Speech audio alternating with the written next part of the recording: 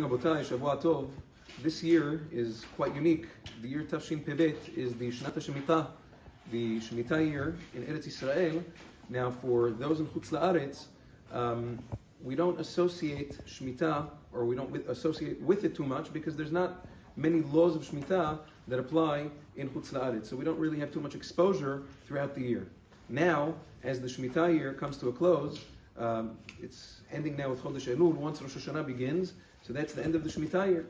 There is another element besides for the agricultural component of Shvi'it, which is the financial element of Shvi'it, that really applies everywhere.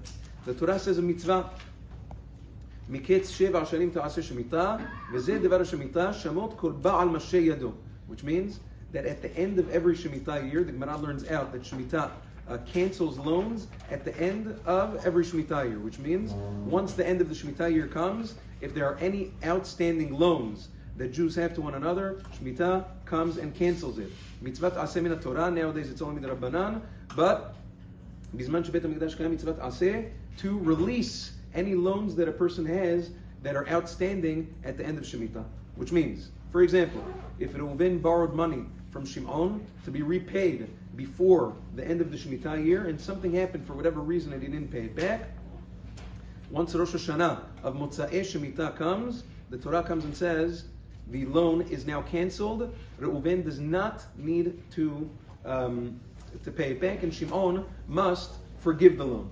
Mitzvat aseh min Torah. Now, this only applies to things that were done in loan form, halva'ah, as opposed to, let's say a person has a balance at a grocery or whatever it is, that, since it wasn't taken as a loan, that was a debt that was incurred but not as a loan, Shmita doesn't take that off. Or, the Gemara speaks about, we just saw it recently in the Daf, K'tubat Isha, a woman is, let's say, she is divorced, bar minan, and now the husband has to pay a K'tubah.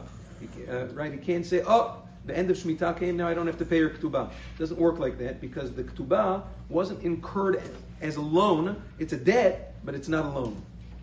However, there are certain things that even though they're not money, they are considered a loan, and Shmita does take it off. For instance, let's say a woman lends a loaf of bread or a few eggs to a neighbor. Okay? Now over there, what's the difference between just a regular debt and a loan? Regular debt, or just borrowing something, if you borrow an appliance from somebody, you return that same thing. When you borrow bread from somebody, or when you borrow eggs from somebody, you don't return the same thing. You use that and return something else of the same thing. But you return it. You return something else.